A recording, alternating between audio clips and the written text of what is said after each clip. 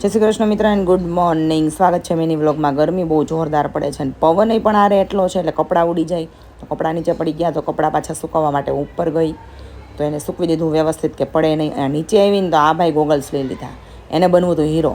દાદા પાછા કહેતા ગયા હીરો લાઈક છો હીરો, એટલે એને તો બહુ મજા આવી ગઈ.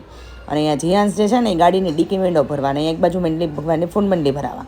આ ભાઈને જાઉં દાદા સાથે બહાર. ક્યાં જાઉં કે આવડે નહીં કાંઈ, કારણ કે હજી બોલતા આવડતું નથી.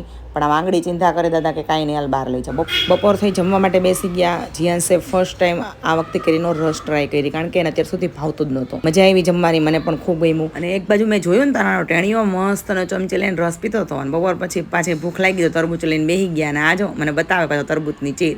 પછી રિંગ રોડે લટાર મારવા નીકળી ગયા 7 વાગે.